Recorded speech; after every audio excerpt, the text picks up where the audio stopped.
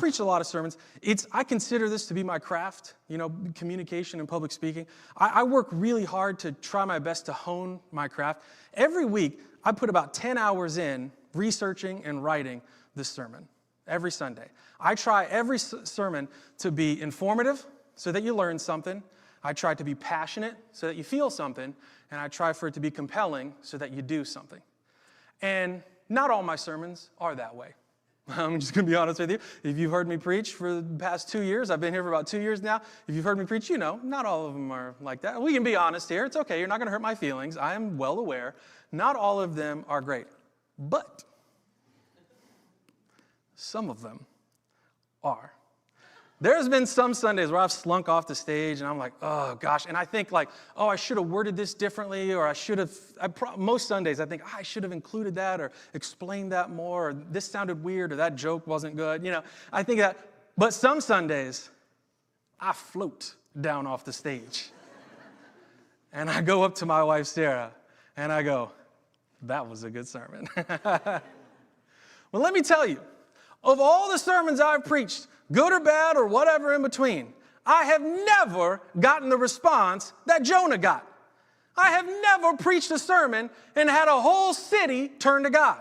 I have never preached a sermon so good that the president wrote a letter to everyone telling them to turn to God. I have never gotten this response. And I'm like, what in the world did Jonah say? What in the world did he say to these people? And I look back at his sermon. I look back at what he said in verse 4.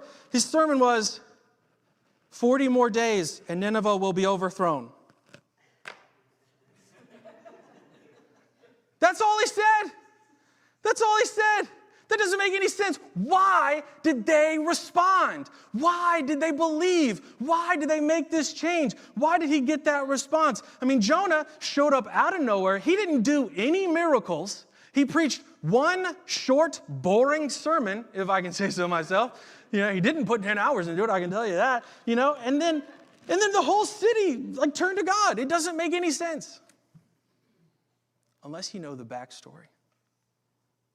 If you knew the backstory of the Assyrians at that time, if you knew their culture, the Assyrians, they worshipped a god named Yam. And they believed that Yam was the god of sea and storms.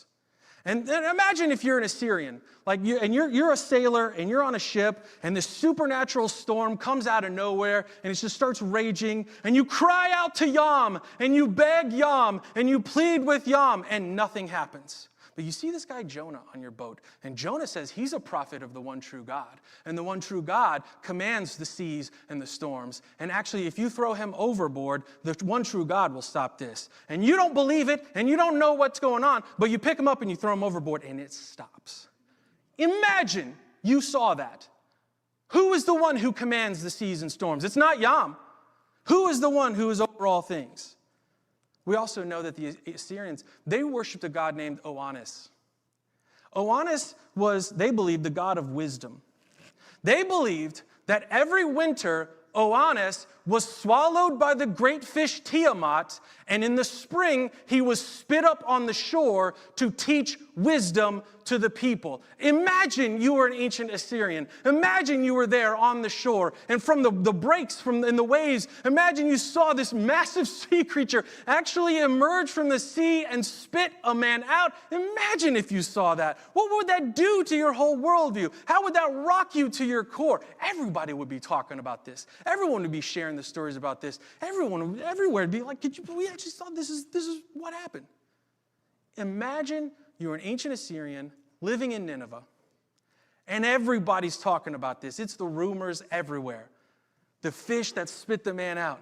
Imagine you couldn't go anywhere. Every time you go to the market, people are like, did you hear about this story? That's what the people on the coast are saying. They saw this thing. The word is spreading.